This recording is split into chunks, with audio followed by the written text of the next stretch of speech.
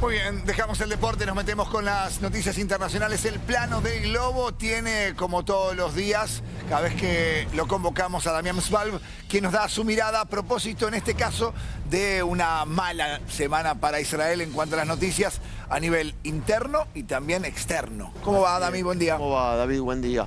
Sí, la verdad fue una muy mala semana para Israel, sigue siéndolo.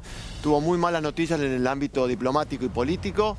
Empezó con la Corte Penal Internacional, que el fiscal general le pidió a los jueces que pidan la captura internacional del primer ministro de Israel, Netanyahu, y de su ministro de Defensa.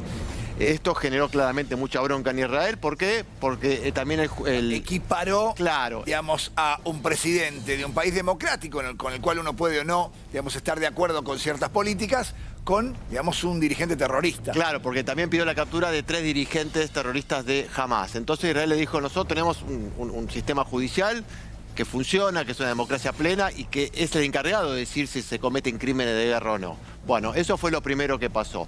Después, 3 países europeos importantes, España, Irlanda y Noruega, dijeron que van a reconocer al Estado palestino, a Palestina como Estado, cosa que Israel también le enfureció porque dijo que eso tiene que llegar a través de una negociación y que no puede ser algo unilateral, porque en medio de una guerra encima, justamente contra Hamas, que domina una parte de lo que sería ese Estado. Claro, lo que pasa es que lo que hay que entender aquí para aquellos que por ahí no conocen al dedillo con pormenores, porque el mundo conoce lo que le cuentan, a propósito de algo muy complejo como lo que pasa en Medio Oriente.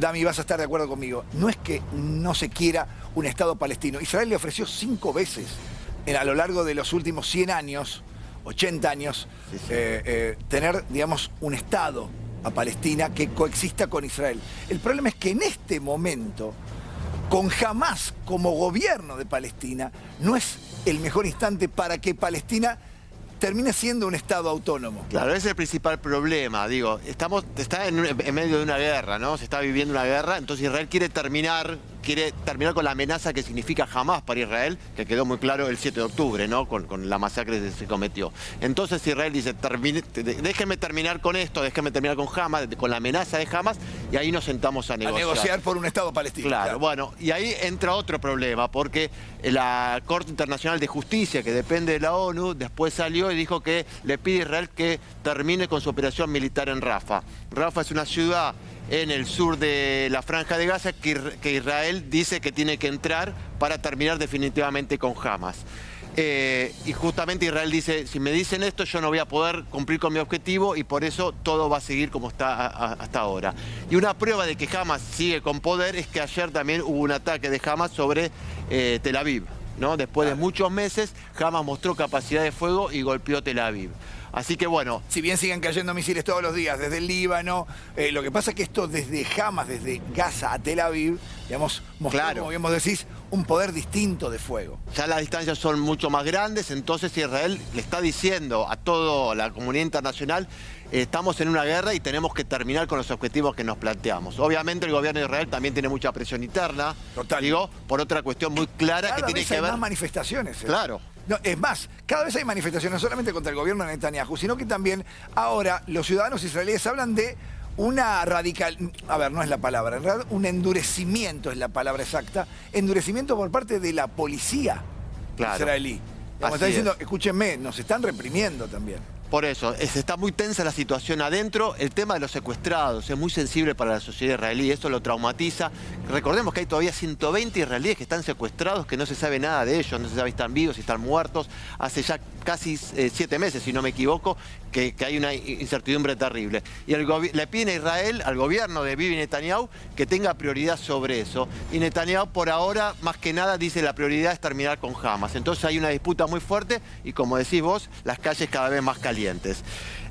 Israel, frente a todo esto, reacciona y dice, la ONU, la Corte Penal Internacional, se basa sobre datos que no son oficiales, son datos provistos justamente por Hamas. Entonces, de hecho, perdón, hubo una especie de recule por parte de las mismas autoridades de Hamas que dicen, bueno, no son 35.000.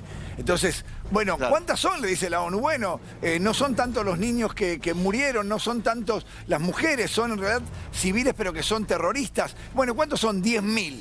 Claro. Y entonces ahora la ONU sale a decir una nueva cifra. ¿Por qué? Porque el mundo se guía por cifras que tienen que ver con alguien que está desde un costado terrorista entregando, digamos, números y cifras que no son tales. Es así, por eso. Es muy dramático toda esta situación, porque estamos hablando sobre vida de civiles y demás, pero Israel tiene un objetivo, que es claramente terminar con Hamas, y la mayoría de las víctimas, Israel claramente dice que son miembros de Hamas, son del grupo terrorista Hamas.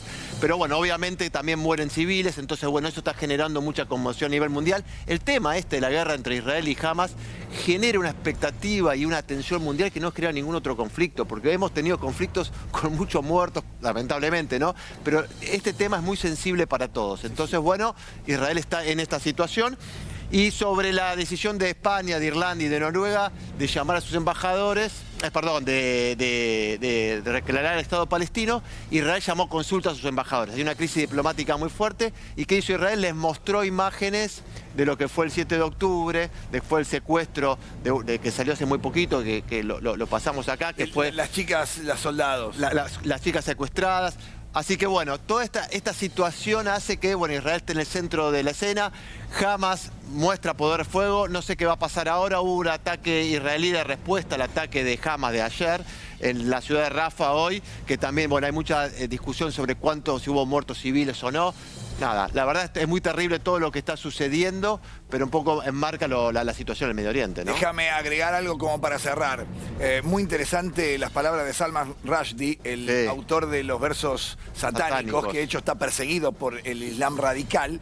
Dijo, el mundo claramente, ante lo que pasa en Palestina, tiene una especie de reacción emocional ante la muerte. Entonces es imposible no hacerse eco de las víctimas como seres humanos. El problema es que darle el ok hoy como la conformación de un Estado palestino a Palestina gobernada por terroristas es conformar un nuevo Irán. Es decir, es seguir teniendo más de lo mismo. Entonces, quienes sostienen, a ver, la igualdad de género, los grupos feministas, digamos, todo lo que es el progresismo que increíblemente apoya a Hamas, dice, cuando después quede un Estado palestino con Hamas, si es que termina siendo así, ni los feministas, ni los trans, ni nada que sea progresista va a poder vivir en ese lugar porque los matan. Claro, y aparte sería un premio justamente al terror, ¿no? Porque el 7 de octubre sería como darle al Estado palestino sería un premio al terror. No son las circunstancias estas. Exacto. Y lo de Rashi es interesante porque fue condenado a muerte justamente por la teocracia iraní hace ya más de 30 años, ¿no? Así es. Gracias, Dami. Muy amable, siempre tan preciso. Gracias. Gracias.